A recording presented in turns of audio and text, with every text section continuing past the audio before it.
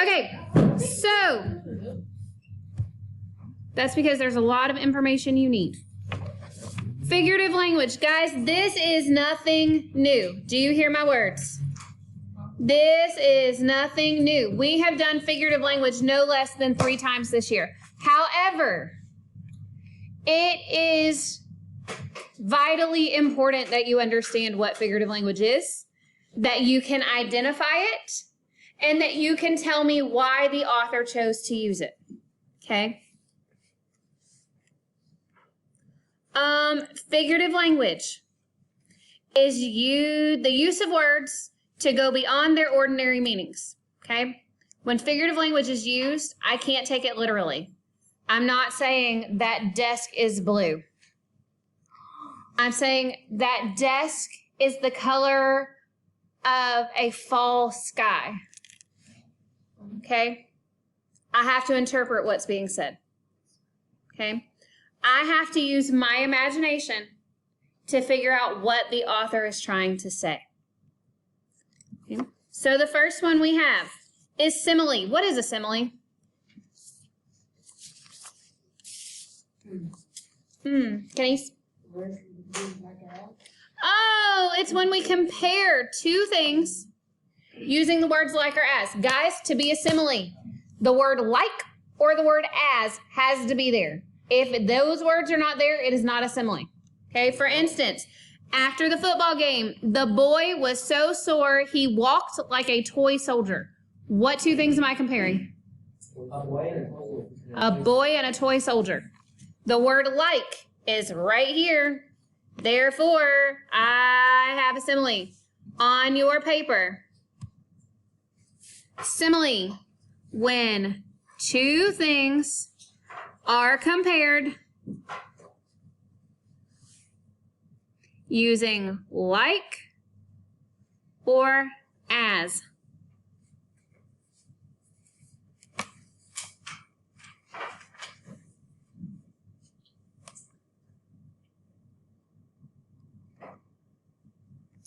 All right, the example that they give us, guys, all of the examples you're going to see come from poetry. Why? Because we're learning about poetry. We need to see it in action, okay? Not anymore. We are. Everything we're doing right now is poetry related. Oh, my love is like a red, red rose that's newly sprung in June. What 2 things are being compared? A rose. A rose and? A woman. A daughter. What? Love. Okay? The love is new. We're comparing it to a new flower that's just sprung and it's beautiful. Guys, when flowers first bloom, that's when they're the prettiest, right? So our love is beautiful and new.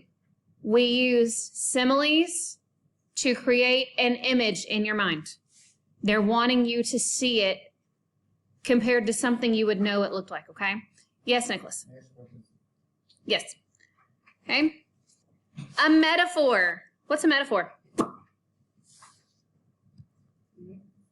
A metaphor is something that's saying that you are. Like, for instance, if you say, you are a pig. There you go. Are you literally a pig? No. No. No. But if I say you're a pig, I'm saying you are messy, you are creating a mess, you might stink. Okay? It creates an image. The difference between a simile and a metaphor. A simile says you're like something or you're as something else. A metaphor saying you are that. Okay? Simile uses like or as, metaphor does not. Stars are buttons off the angels' gowns. Are stars really buttons off angels' gowns? They could be. We don't know. Science says they're what? Hot balls of gas. Hot balls of gas. So if angels want to wear hot balls of gas on their clothes, that is their business. They're angels. But it creates an image in my mind, doesn't it? I'm seeing something beautiful. It's there to help me create an image. So a metaphor is a direct comparison of 2 things stating that one thing is the other.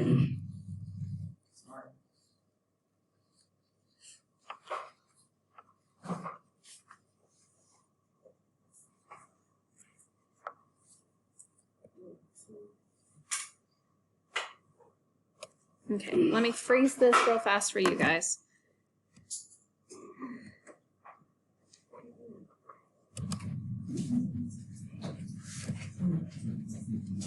Make sure that's as big as it can be. Okay. There we go. All right.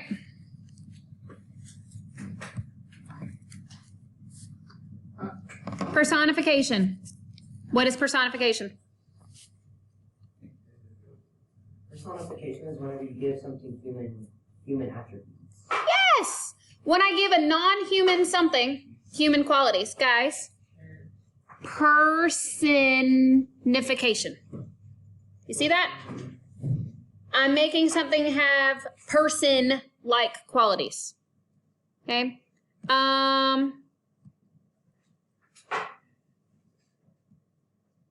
The moonlight walked across the water. Can moonlight walk? No. The leaf danced across the ground. Do leaves do ballet? No. No. Okay. I'm giving person-like qualities to non-person things. Okay. Giving human characteristics to non-human objects.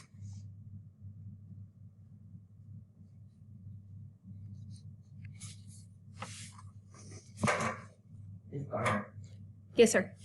The table talked. The table talked. When it squeaks, oh, the table is talking to me. Is the table actually talking? No. The example they give us, the light was creeping on the ground. She crept and did not make a sound. What's doing what? The light is creeping. Does light have a brain to make a conscious thought to creep across the ground? No. No, it does not. So, It's technically the same light is coming across the ground at a slow pace. yes. Think of like a sunrise. The light slowly goes across the ground. It's creeping. Okay? All right. Hyperbole. Hyperbole. And not hyperbole. It's a hyperbole. Hyperbole. What is hyperbole? Isn't it whenever, it's no. I'm exaggerating. I'm making such a ridiculous exaggeration because I want to draw your attention to something and I want to make a point. Okay? I think I've got one. For instance, our teacher is so old, she probably taught cavemen how to make a wheel. Guys, I'm old, but I'm not that old. Okay? Well, I mean, you could have been a reincarnated person that taught cavemen. Tevin. No. There's no way your teacher is that old. This has been the worst day of my entire life. We say that a lot. You do say that a lot. Is it typically true? Yes. No. You go to school every day. What makes today so much worse than any other day that was not good? Okay? You're trying to make a point. Are you listening? Ladies and gentlemen, when hyperbole is used, you are trying to make a point, okay? If I'm saying it's the worst day of my life, I want you to understand that my day was bad. Was it probably the worst day of my life? No. But it was bad. If I tell you my teacher is so old that she taught cavemen how to make a wheel, I'm telling you that my teacher is an old person. I want you to understand that. When an author uses hyperbole, they're trying to make you understand how they're feeling about something. They want you to really pay attention to this, okay? So, back on your notes. Hyperbole. An exaggeration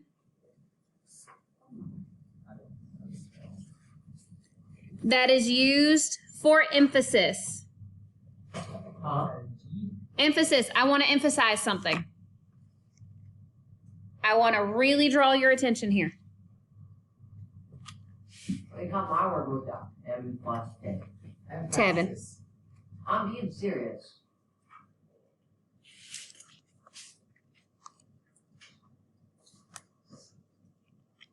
Now move up. Okay, idiom. What's an idiom?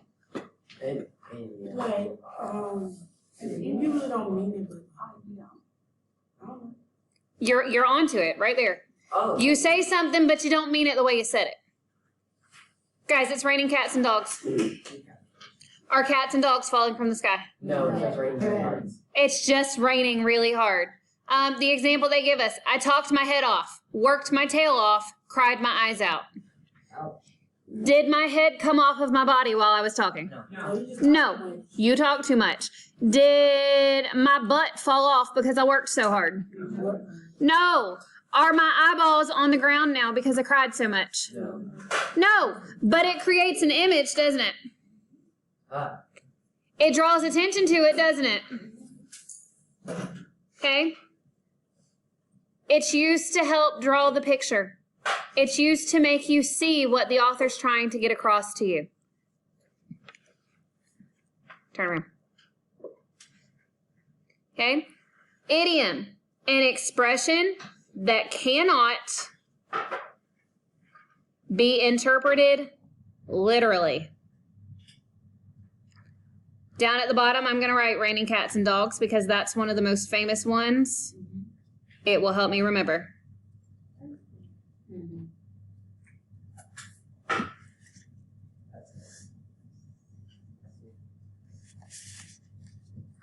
Hey, you are on literary devices, imagery. That should be the second page. Again, friends, this is not new material. We have talked about this at least twice so far this year. What is imagery in literature or poetry? What is it? Tevin. It's how you get it in his own mind. You're creating a picture in the reader's mind. Absolutely. The words or phrases a poet chooses to create a picture in the reader's mind.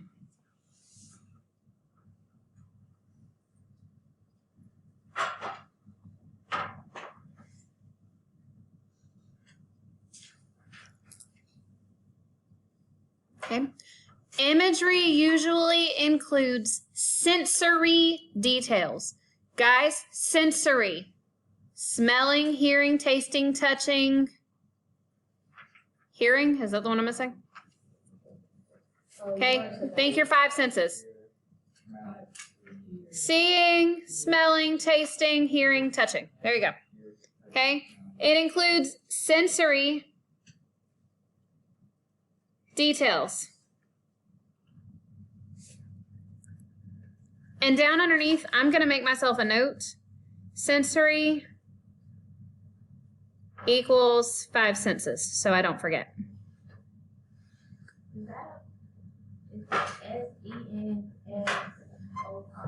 Yes.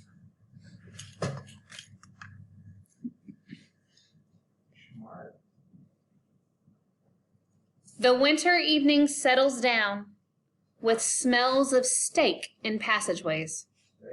Ooh, I'm getting hungry. Right? Sensory details. We're creating a picture in your mind. The flowers danced across the meadow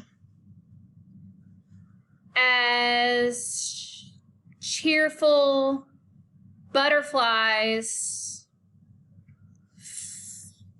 flew past their petals. I don't know. I think flutter would be better. Flutter, there you go. Guys, it's an airplane. We've all seen airplanes. We've all heard airplanes. Pay attention. Okay?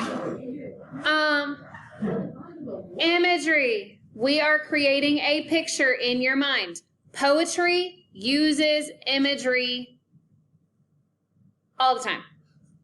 Poetry wants you to experience what it is that poet is describing. Okay? They want you all up in your feelings, and one way to do that is to make you feel like you're there using your 5 senses. Okay? Irony. What is irony? Yep. Irony is like the mental suffering that somebody or something goes through, right? Or like the suspenseful part of something. I know what you're thinking, and it's another I word, and I cannot come up with it off the top of my head right now. Irony. It's when I say, when I think one thing's going to happen, but something different happens. Okay? Remember, irony. Do you remember this story I told you about, that book I read where there were the 2 sisters, and you think the one's going to die and then the other one does? Oh, so like the twist of the bed. That was irony. When you think one thing's going to happen, but something totally different does. The example they give us, water, water everywhere, and all the boards did shrink. Water, water everywhere, nor any drop to drink. Wait, there's water everywhere, but I can't drink it? Salt water. There you go.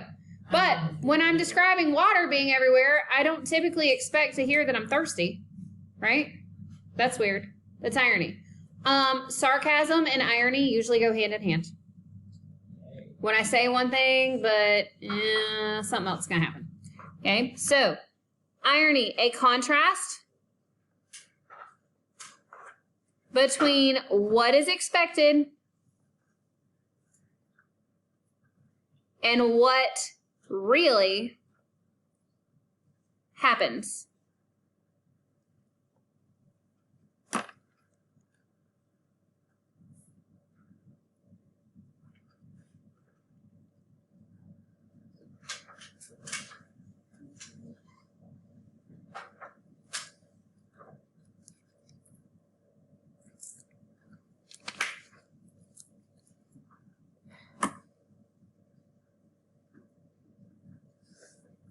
Okay.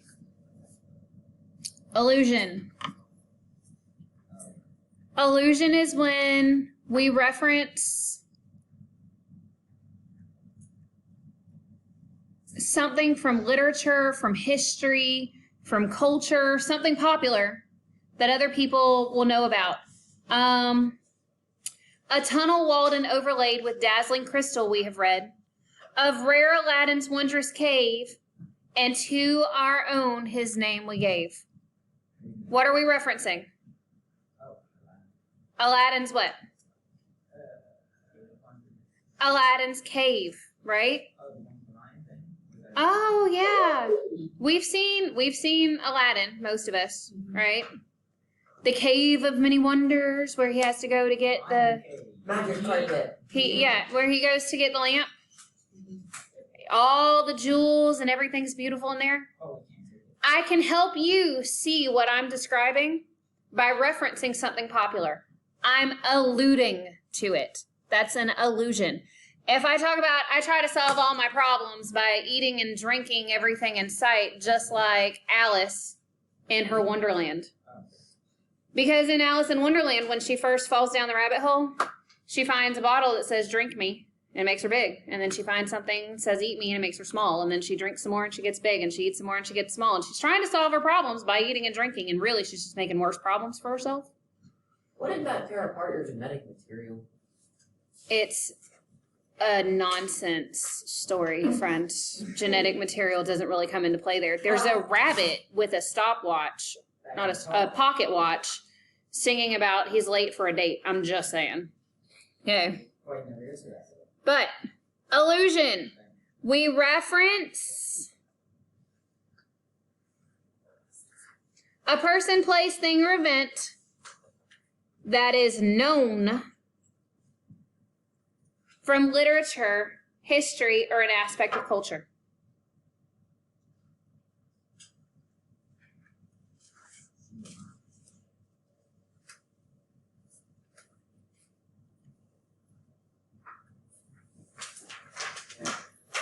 Okay, Once you have that written, go to the last page.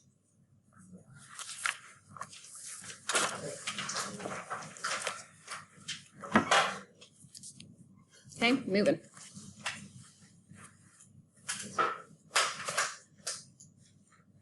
Okay, symbol. What's a symbol? Y'all, I'm real glad Tevin came to class today. What you got, Tevin? Isn't it like,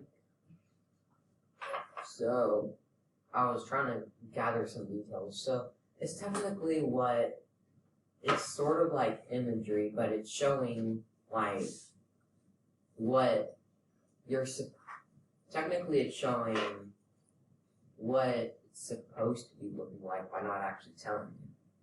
In a way. Kind of. Okay, a flag. Or an eagle. Those are symbols for what? Oh! United States. That flag, or an eagle, is a symbol for The United States of America. the United States of America.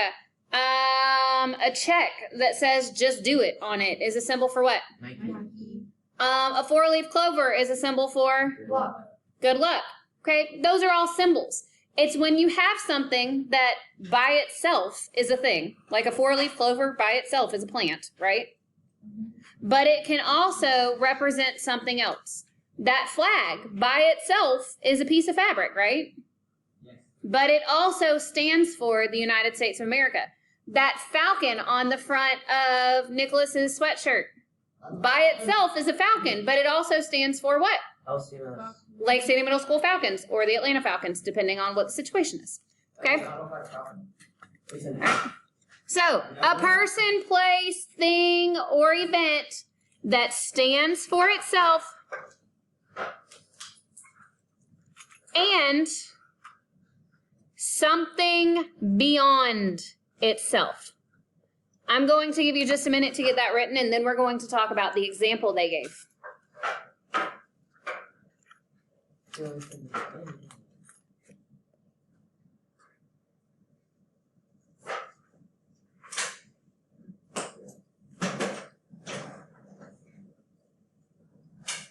All right, the example they give is from the poem The Road Not Taken. This is one of the most popular poems that you will read in school. Guys, we're going to read this excerpt from it here. You'll probably read it in 8th grade. I'm sure you'll read it at least once or twice in high school. If you decide to go to college, you'll read it there. You're going to see it referenced in TV shows. This is an extremely famous poem by an extremely famous poet, Robert Frost, okay? The two roads diverged in the wood, and I took the one less traveled by, and that has made all the difference. He's not talking about actually going on a trip and making a turn down a road, okay? He's talking about making decisions. Okay. Oh, so he's taking the right way. I have a decision to make, and I can choose to do what everyone else did, or I can choose to go down the path that not everybody else followed, and hey, this could lead me to greatness because I'm not doing what everybody else is doing. You guys, I could choose to go down this path and follow my friends who are getting into drugs and vaping and drinking and doing things that I know I shouldn't. But hey, that's the direction that most of my friends are taking, so cool, I can do that, right? Or I can turn and I can go this way, and you know what? This way there's not as many people. And it's probably going to be a little bit harder because the people on that road are going to keep wanting me to turn and go their way. But if I go this way, that could lead me to great things. Okay? He's talking about making a choice. The road is a symbol for choices. Okay? Does that make sense? Yes. Symbolism is used regularly in poetry. Typically, it is to take an idea and make it more concrete in your mind. So the idea is the choices, but I can see two roads and I can see having to pick one, right? Whereas if I'm trying to explain a decision to you and I need to pick a decision, that doesn't give me something concrete to relate it back to. Okay? All right. Yes, sir. Sure. What is tone? is how the author feels about something. How is it different from mood? Because mood is how the reader feels. There you go. Tone is the author's thoughts or feelings on a subject. Mood is how it makes you feel as you're reading it or watching it. Okay? Tone, the attitude a writer takes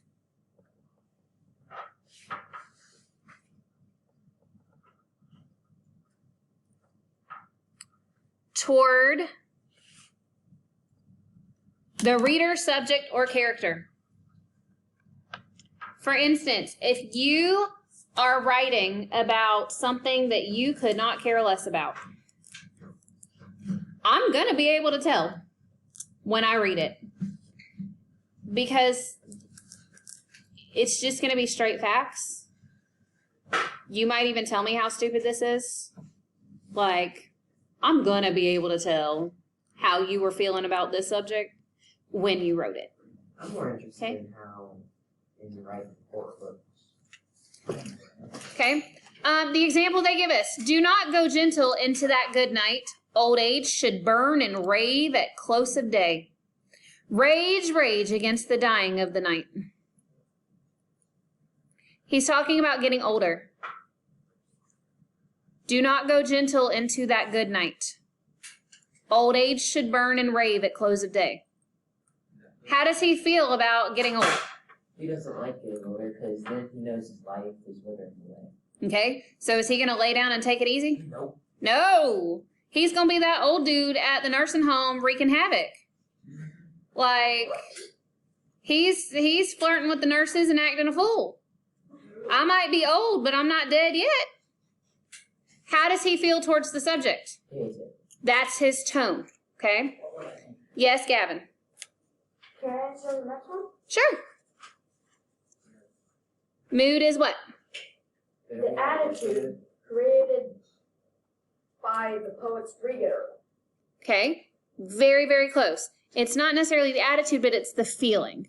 The mood is the feeling that you get while you're experiencing the poem or the story or the movie or the piece of art. Okay? Mood is the feeling that you get experiencing it. Okay? So the feeling created by the poet for the reader.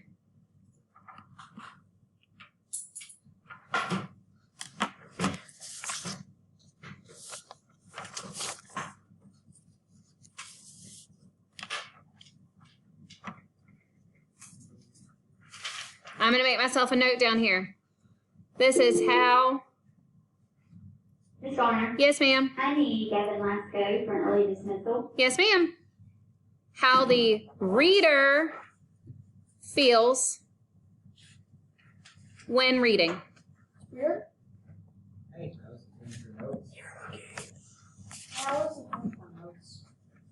Right, so the example they gave, I loved my friend. He went away from me. There's nothing more to say. Let's read that one more time. I loved my friend. He went away from me. There's nothing more to say. How does the author want you to feel? Sad. Sad. Okay? The feeling you're going to get when reading that poem is sadness, depression. Oh my goodness, this poor dude. Like, what happened? I had a friend and they, what? Okay? The feeling you get while reading it, that's your mood. Got it? All right. This needs to get glued into your notebook in the order we just completed them. Starting with 59.